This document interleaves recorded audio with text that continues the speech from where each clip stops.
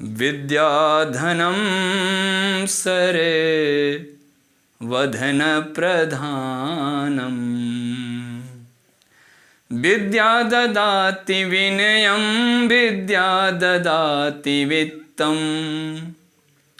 विद्या सदा जनानां विमलं करोति चित्तम्। विद्या तनोति कीर्तिं विद्या तनोति मानम्। विद्याधनं सरे वधन प्रधानम्। नमस्कार दोस्तों, आज का टॉपिक है संधि। जैसा कि आप सब जानते हैं कि संधि शब्द जो है उसका शाब्दिक अर्थ होता है मेल, समझौता, संयोग। दो वर्णों के परस्पर मेल से उसमें होने पर जो परिवर्तन होता है उसे हम संधि कहते हैं। डेफिनेशन आपको अलग अलग मिल सकती है। और संधि शब्द का अर्थ मित्रता है। जैसे जब आप लोगों ने सुना होगा कि एक राजा की दूसरे राजा के साथ संधि हो गई, अर्थात मित्रता हो गई। तो संधि में जब हम आते हैं तो संधि शब्द का व्याख्या करना अगर हम करेंगे तो संधि शब्द की व्याख्या में आपको तरह तरह की परिभाषाएं मिलती हैं, मगर संधि शब्द का शाब्दिक अर्थ होता है मेल। और संधि शब्द के भेद अगर देखेंगे तो संधि के 3 भेद होते हैं। और इन 3 भेदों में सबसे पहले हम स्वर संधि पर प्रकाश डालेंगे। जब दो समान स्वर आपस में मिलते हैं तो उनसे जो विकार उनमें उत्पन्न होता है नए शब्द बनने पर, उसे हम संधि कहते हैं, स्वर संधि कहते हैं। अब स्वर संधि में सबसे पहले पहला स्वर आता है आ। तो हमारे कहने का तात्पर्य यह है कि जब समान स्वर यानी ह्रस्व या दीर्घ जब आया आ से मेल होगा तो दोनों मिलकर दीर्घ आ में कन्वर्ट हो जाते हैं। जैसे हमने आपको बताया कि हिमधन आलय। अब हिम शब्द में ह्रस्व आ और आलय शब्द का दीर्घ आ मिलकर दोनों दीर्घ आ हिमालय बना। जैसे हमने आपको दूसरा एग्जाम्पल दिया विद्याधन आलय।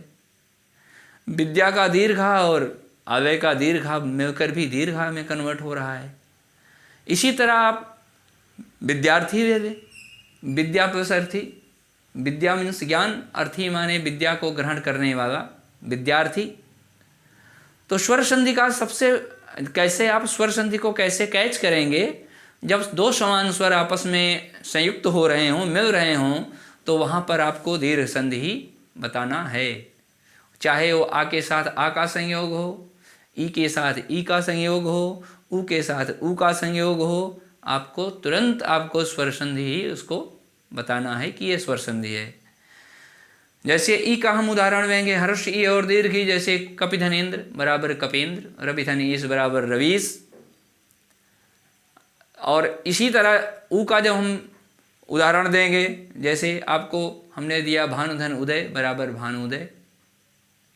तो स्वर संधि जो है आपको पढ़ने के लिए हमेशा स्वर का संयोग होगा। उसमें आ के साथ आ का संयोग होगा, ई के साथ ई का संयोग होगा, ऊ के साथ ऊ का संयोग होगा। तब हम जान जाएंगे कि यहाँ पर स्वर संधि है। और स्वर संधि ज़्यादातर आपको बताने के लिए हमेशा पहले पद का आखिरी अक्षर और दूसरे पद का पहला वर्ण उसी में संधि होती है। अब जैसे विद्या शब्द है, दूसरा शब्द विद्यालय है, आलय है। तो अभी हम 2 शब्द आपको अलग अलग 2 पद दे दिए, विद्या और आलय।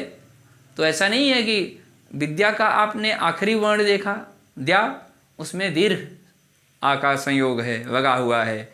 और आलय का हमने देखा आदि स्वर आदि अक्षर, तो आलय का उसमें भी दीर्घ आ का ही उसमें वर्ण आया है, इसलिए दोनों मिलकर विद्यालय बना। इस प्रकार हम देखते हैं कि संधि जो है, संधि टॉपिक जो है वो बच्चों के लिए बहुत ही उपयोगी है। चाहे आप टीजीटी की परीक्षा में देखेंगे, चाहे पीजीटी की देखेंगे, अदर परीक्षाएं जो आती हैं भर्ती के लिए, उसमें भी आपको संधि का ज्ञान का परम आवश्यक ज्ञान होना जरूरी है। धन्यवाद।